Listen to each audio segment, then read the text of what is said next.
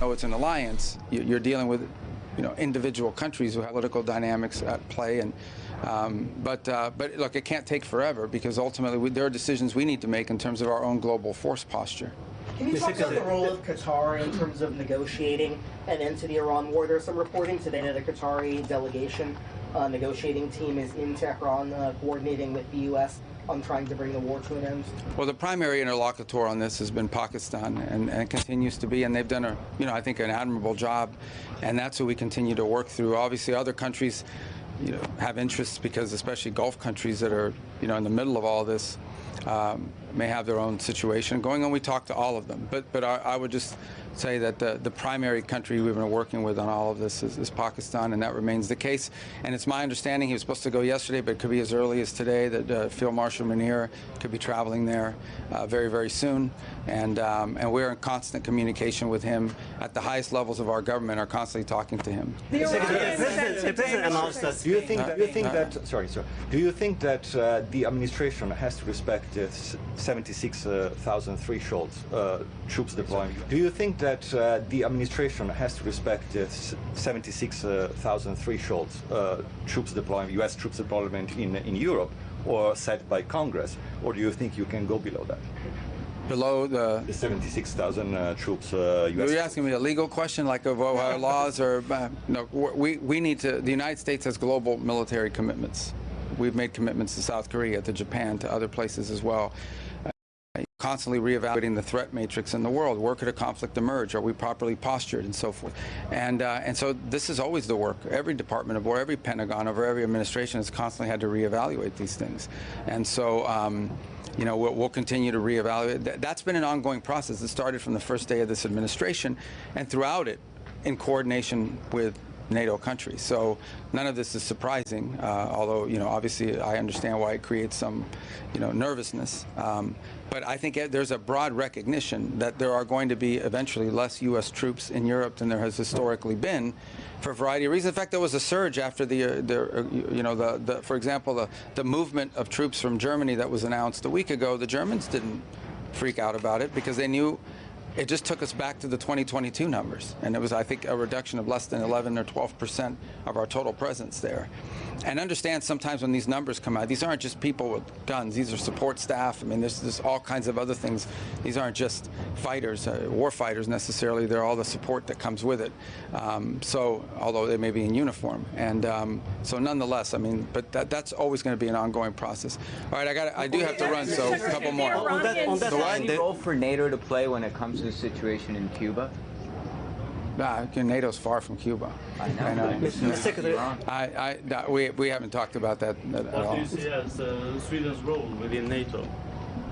Important. I mean, Sweden's been an incredible addition to NATO. Understand, there's a country that basically had to defend itself for a very long time, but it has a robust and mature manufacturing sector, industrial sector, technology sector. So, look, this is not a criticism, so I don't want you guys to read into this as like I'm criticizing some country. But generally, the additions to NATO have been countries that joined because they were in a weak position, and so they joined because they needed the strength of an alliance. But when we added the two countries, Sweden being one of them, these are two countries that brought to the table capabilities that NATO didn't used to have, and with whom we've already had long-term defense agreements for a very long time in cooperation. So Sweden was an incredible addition and made the alliance much stronger, no doubt about it. And especially now, we're talking about, one of the things we talk about is the defense industrial base. I mean, Sweden had a mature defense industrial base that it now brought into NATO, so the opportunity we already work on aircraft together and so forth. The ability to build on that is extraordinary, and that's one of the things we want to be able to do. And beyond defense, on other areas that touch on defense but maybe are not defense directly. The Iranians said today, Mr. Secretary, that they're... Did you get a question? only one.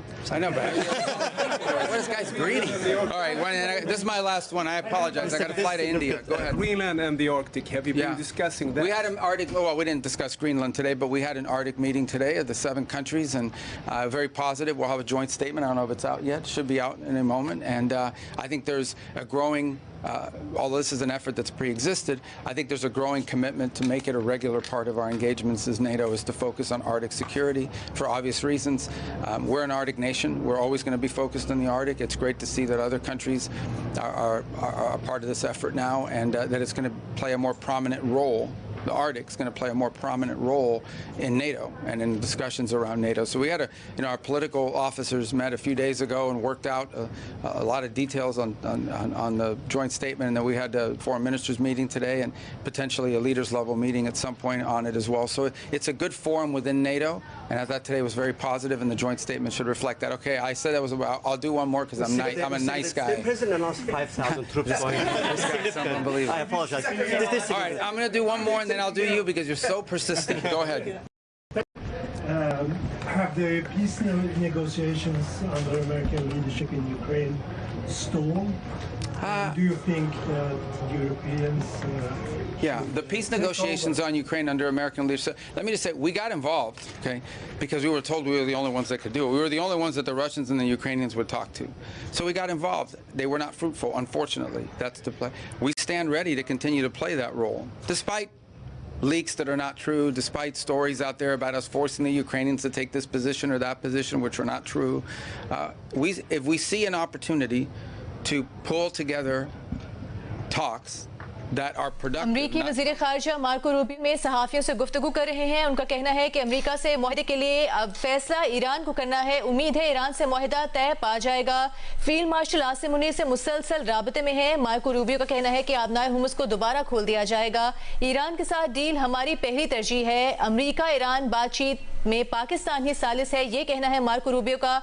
और उन्होंने कहा कि field marshal Asim Munir Tehran जा रहे हैं, मुआहदे पर काम कर रहे हैं हम, और हमारे पास प्लान बी भी मौजूद है। अमरीकी वज़ीर ख़ारिजा मार्को रूबियो ने कहा कि field marshal Asim Munir Tehran जा रहे हैं। उन्होंने कहा कि फील्ड मार्शल आसिम मुनीर से मुसलसल राबते में है। उन्होंने क्या कहा, सुनिए। आपको बताते हैं स्वीडन में अमेरिकी tour on this has been Pakistan and continues to be, and they've done I think an admirable job, and that's what we continue to work through. Obviously other countries have interests, because especially Gulf countries that are in the middle of all this may have their own situation going on. We talk to all of them, but I would just say that the primary country we've been working with on all of this is Pakistan, and that remains the case. And it's my understanding he was supposed to go yesterday, but it could be as early as today that Field Marshal Munir could be traveling there very, very soon, and we're in constant communication with him at the highest levels of government, are constantly talking to him. अमरीकी वज़ीर ख़ारिजा Marco Rubio Sweden में सहाफ़ियों से गुफ्तगू कर रहे हैं। उनका कहना है कि फील्ड मार्शल आसिम मुनीर से मुसलसल राबते में हैं। फील्ड मार्शल तेहरान जा रहे हैं और पाकिस्तान ही इस मामले में सालिस है। उनका मज़ीद भी इस हवाले से क्या कहना था उससे मुतालिक आपको आगाह करेंगे।